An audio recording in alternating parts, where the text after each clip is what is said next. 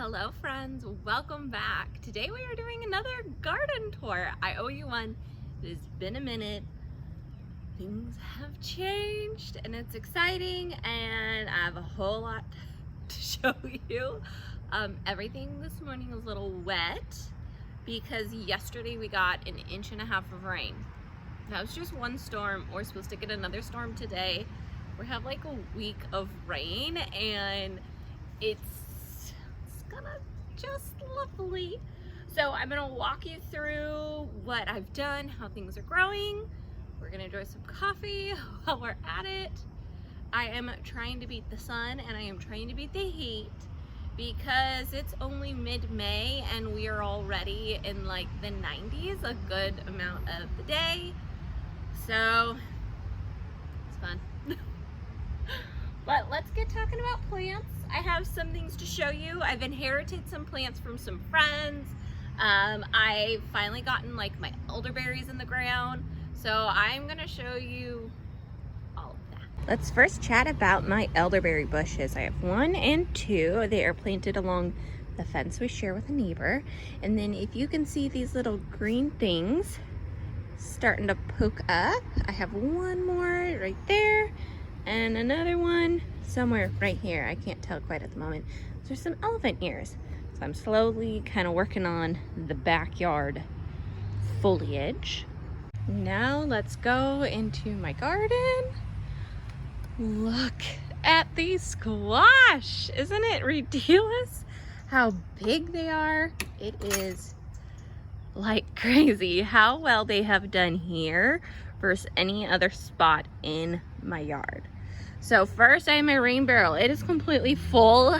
When I came out here last night to check on everything after the rain, it was just a lot. So this whole area down by my gate was just flooded. So I'm gonna have to figure out something to do because it's a lot of rain. And one storm, I drained this weekend and one storm filled it up. So now I'm like, maybe I need another one. But down here at the bottom, I have a little bit of nasturtium still peeking through. My basil down here is getting a little attacked, which is okay.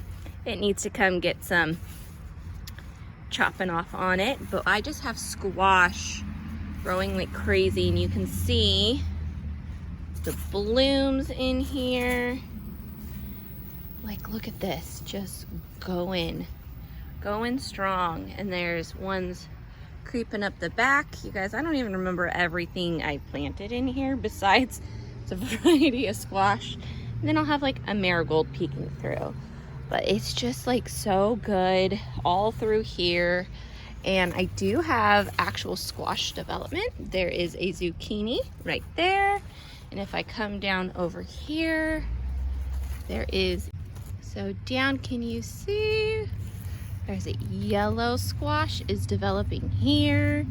And then I have more zucchini. Oh gosh, there's one somewhere here that I was kind of amazed by the size. Oh, right here, look at this guy. Right there. Within like probably the next couple days, I'll be picking that one. And then I have more basil and squash. But one thing I really struggle with squash here is it will get powdery mildew, blight, you know, kind of whatever with those diseases. It's going to get that very fast. You can even see the faint of it here just because we are in such a moist climate. If it's not raining, we have humidity. So it is one downside of where I live. But if we come over here, I have peppers and a tomato here, and they are doing amazing. So these are my red Marconis, and do you see that guy? Look at him. And then these are jalapenos, and they are doing amazing as well. This is one of my random tomatoes. I don't know which one it is. I forgot, but it's got one here. I also inherited some tomatoes from a good friend. The Navy is separating us. So I got her tomatoes and got them all pruned and put up. And I mean, look at the size of these big old slicers. And there's a bunch over here. Love them. potatoes, they are doing good. Potatoes just look pretty for a while, and then all of a sudden they kind of just die. So they're in the pretty stage. These lilies opened up. So these lilies and those lilies have opened. Now these ones have. And then I have one more back here. I don't know if it's gonna bloom. My yarrow is looking a little haggard, but it's so beautiful. I need to get my walking onions put somewhere. I just haven't yet, and I don't know exactly where I want to put them, but they need to go somewhere. And honestly, they've been living in this little pot for 2-3 years, and they're doing just fine at the same time. So my last video, I talked about how I got a new green stalk for Mother's Day. I love these vertical planters. There is something about them that it's just so convenient. It is so space saving. I absolutely love it. I now have 3. You guys, I enjoy these planters so dang much. So each planter can hold 30 plants, which is kind of ridiculous. So this one has flowers. Morning. Careful, my coffee's right there. So this one has flowers and strawberries, and then this one is my new one, and these 3 are strawberries from a friend who is moving. The Navy is separating us too, and so she gave me all her strawberries, and so they all got transplanted. I think this is the one that's like the worst for wear, but it's been so hot and it wasn't necessarily the time to transplant them, but they are doing great. And then I put beans and flowers in these 2. This nasturtium was for my friend as well, and it just did not handle the transplant shock. Well, in this tomato, I have some zinnias. And then I have a snacking cherry tomato. I think this is my sweet 100. They are starting to change colors. I have a snacking cherry here as well. It took a while to take off, and now it's doing great with some pansies. This is a snacking one too. I think this one is the jelly bean. Based on the shape, it's a little different. And then here is my big grow bag. Peppers, tomatoes, cucumbers, and I have some flowers. So my shishito peppers are slowly putting off some. Marigolds, I love these ones because they're like red and orange. But like, look how tiny this bell pepper is. And then tomatoes are starting to set off. I cannot find my tomato tape, but these tomatoes will get kind of propped up on my fence, and then they can vine out from there. This pepper is doing so much better. That's why these are for. Yep. And then down in here I have cucumbers. I have some here and some here. These are lemon cucumbers. And then over here my blue tansy is done. I think that's the one downfall with that flower. It is just not a very long-lasting flower, I guess. But it was beautiful while it lasted. In this planter though, I had ground cherries last year, and now I have a million ground cherry babies popping up, and I'm just letting them go because they're a pretty good treat. Here's my other green stalk. It has beautiful cosmos. I have tomatoes along the bottom. I have, I think, cucumbers, marigolds. I love these like teeny tiny ones. Some beans. And then I've also been finding basil here growing. And then what's really fun is this big thing right here. I couldn't figure out what I planted and couldn't remember. This is Canterbury bells, and it blooms its 2nd year. This is its 2nd year, so now it's like the watch to see if this blooms. But my rogue tomatoes, they are not doing as good as the ingrown ones, but they're still growing. They're still looking good. And as we sneak between plants, we can see the garlic with beans that have started popping up. I had some pole beans along the back here to grow on the fence, and they didn't come up the first time from older seed, so they just got replanted. Beans, mulch, my leaf. And then as we continue down into this little nook of a place, I've pulled out my spinach, my lettuce, and my kale. It's just done here. And I've planted some more zinnias and beans in here. I'm hoping by maybe summer, when this place is shaded from the plants growing up my trellis, I can maybe grow something that, you know, could grow in the shade. I don't know, I have hopes.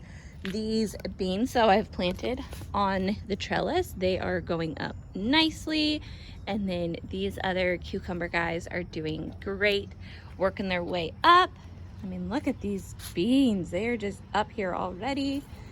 And then just like the other bed, I said I was planting beans here. Well, some of them didn't come up the first time, so they are coming up this time.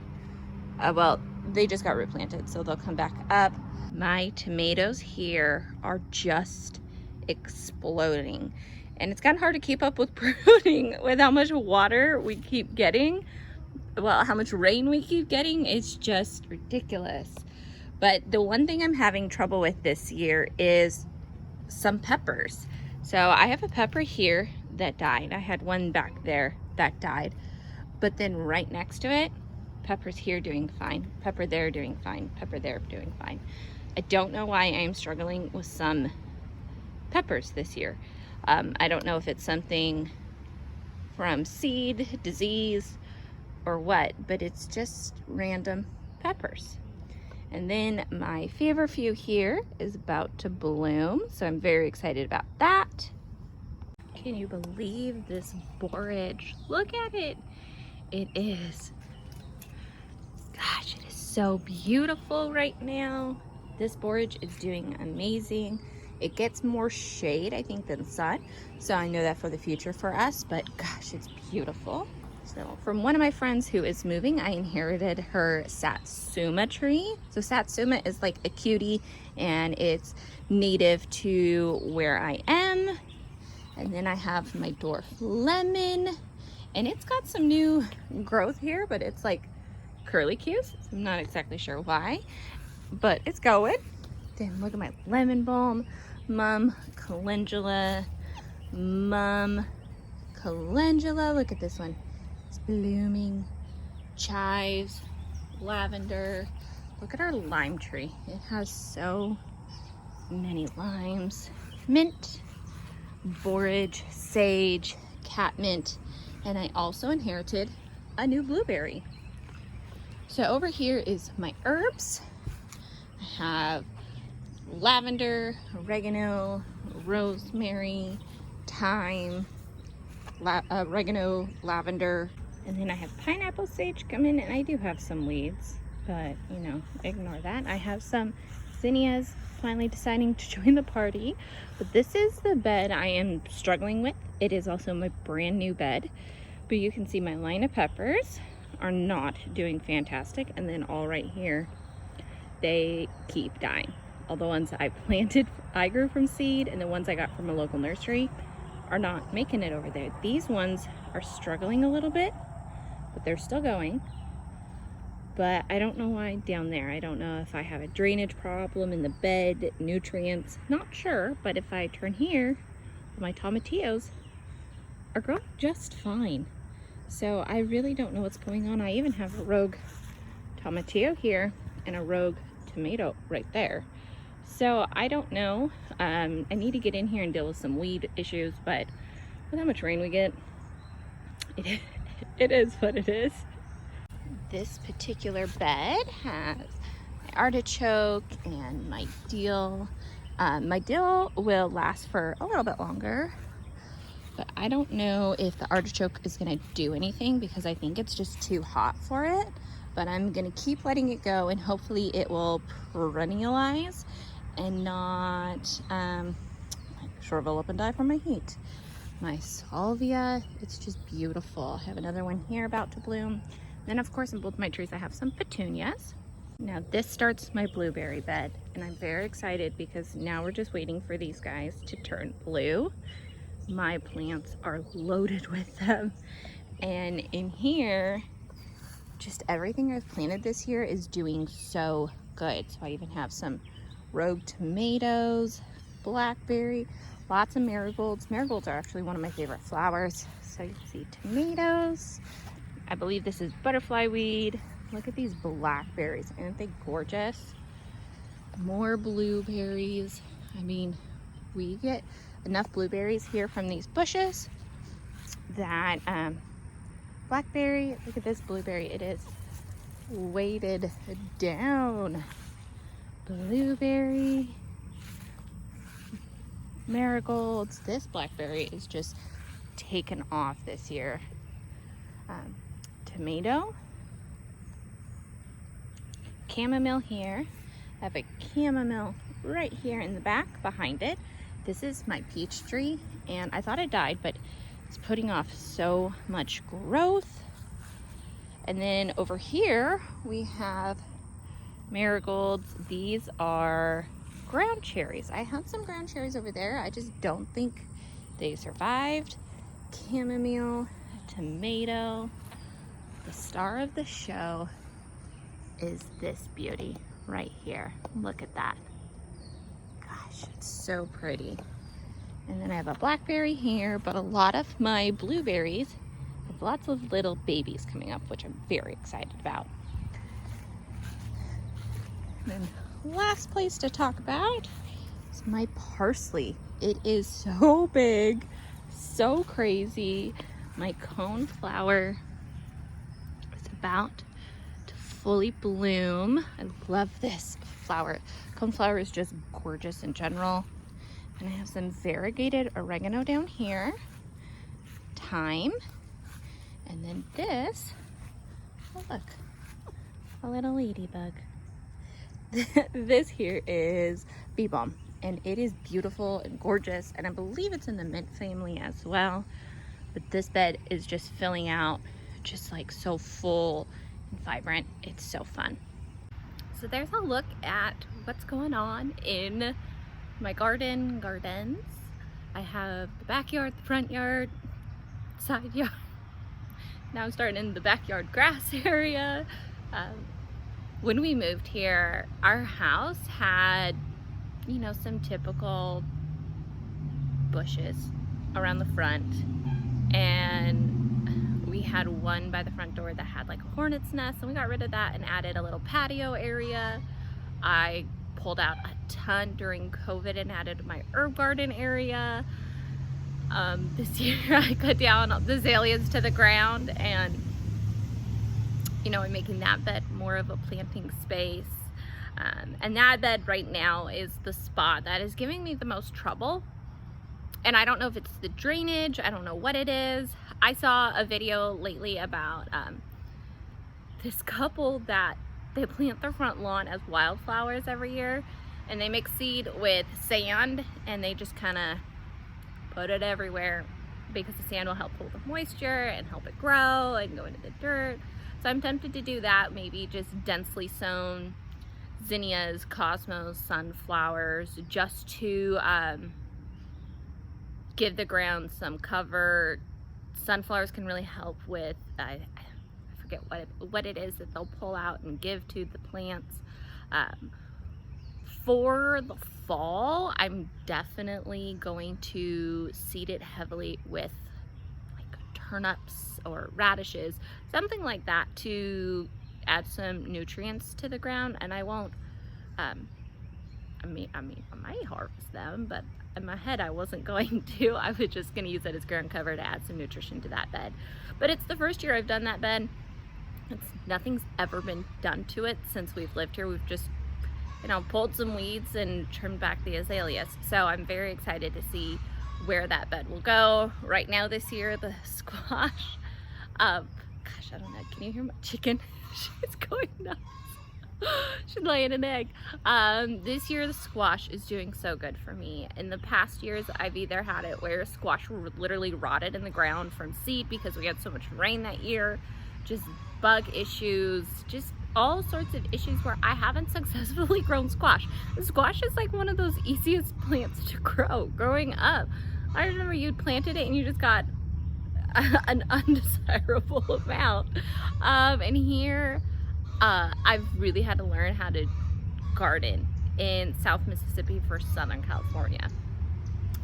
So here our biggest issue is moisture and heat, and that, you know, that breeds undesirable stuff. So I'm enjoying my squash while I can. When it's done, I think I'm gonna try to plant pumpkins there.